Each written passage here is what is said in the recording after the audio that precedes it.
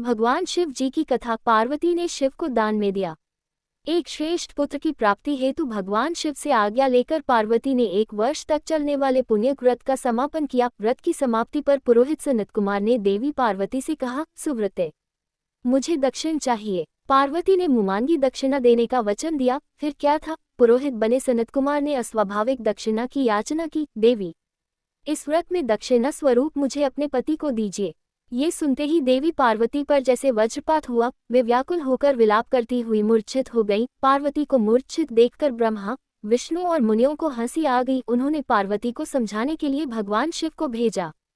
पार्वती की मूर्छा टूटने पर शिव ने उन्हें समझाया, देवी, देव कार्य, पितृकार्य या नित्य नैमित्तिक जो भी कार्य दक्षिणा से रहित होता है, निष्फल हो जाता है। उस कर्म से दाता कालसूत्र नामक नरक में गिरता है। उसके बाद वह दीन होकर शत्रुओं से पीड़ित होता है। ब्राह्मण को संकल्प की हुई दक्षिणा उस समय न देने से वह बढ़कर कई गुनी हो जाती है। भगवान विष्णु और ब्रह्मा ने पार्वती से धर्मरक्षा के लिए अनुरोध किया। धर्म ने भी समझाया। देवताओं ने कहा, मुनियों ने भी दक्षिणा देने की प्रेरणा दी, फिर भी पार्वती चुपचाप रहीं। तब सनत कुमार ने कहा, शिवे, या तो आप मुझे दक्षिणा में अपने पति को प्रदान कीजिए या अपने दीर्घकालीन कठोर तप का फल भी त्याग दीजिए। इस महान कर्म की दक्षिणा न मिलने पर मैं इस दुर्लभ कठोर व्रत का फल ही नहीं, आपके समस्त कर्मों का फल भी प्राप्त कर लूंगा। उद्विग्न होकर पार्वती ने कहा, पति से वंचित हो जाने वाले कर्म से क्या लाभ? दक्षिणा देने तथा धर्म और पुत्र की प्राप्ति से मेरा क्या हित होगा? पृथ्वी देवी की उपेक्षा कर वृक्ष की पूजा करने से क्या प्राप्त हो सकेगा? साध्वी स्त्रियों के लिए पति 100 पुत्रों के समान होता है। ऐसी स्थिति में यदि व्रत में अपने पति की ही दक्षिणा दे दी जाए तो पुत्र से क्या लाभ? ये सत्य है कि पुत्र पति का ही अंश होता है, लेकिन उसका एकमात्र मूल तो पति ही होता है। मूल धन के नष्ट होने पर समस्त व्यापार ही विनष्ट हो जाता है। उसी समय आकाश में देवताओं और ऋषियों ने एक रत्न निर्मित रथ देखा जो पार्षदों से घिरा था। उस रथ से श्री नारायण उतरकर देवताओं के सम्मुख उपस्थित हुए। उन श्री नारायण को ब्रह्मा, विष्णु और शिव ने रत्न सिंहासन पर बैठाकर उन्हें प्रणाम किया और हाथ जोड़कर गदगद कंठ से स्तुति की।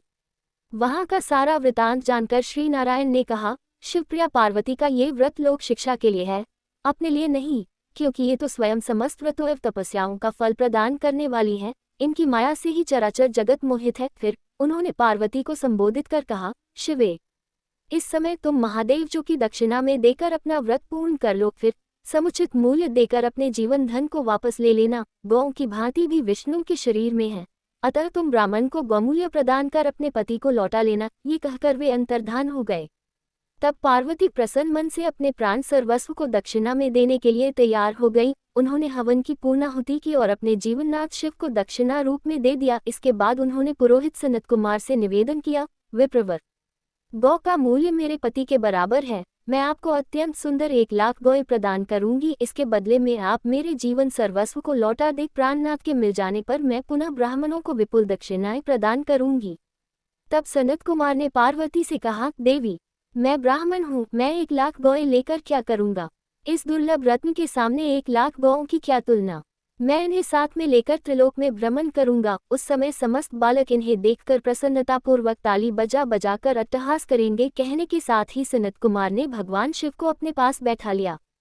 ये सुनकर पार्वती जलहीन मछली की भांति छटपटाने लगी। उन्होंने मन ही मन सोचा, कैसा दुर्भाग्य है मेरा कि मुझे न तो अभीष्ट देव का ही दर्शन हुआ और न ही व्रत का फल प्राप्त हो सका। अधीर होकर वे अपने प्राण त्यागने के लिए प्रस्तुत हो गईं।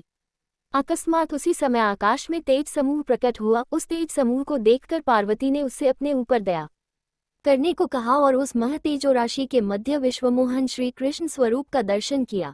ऐसे भुवन मोहन अनूप रूप को देखकर भगवती पार्वती उसी के सदृश पुत्र की कामना करने लगी और उसी क्षण उन्हें वह वर भी प्राप्त हो गया। तदनंतर वह तेज वहीं तिरोहत हो गया। तब देवताओं ने ब्रह्मपुत्र सनय कुमार को समझाया। सनय कुमार ने दिगंबर शिव को उनकी प्राणेश्वरी पार्वती को लौटा दिया।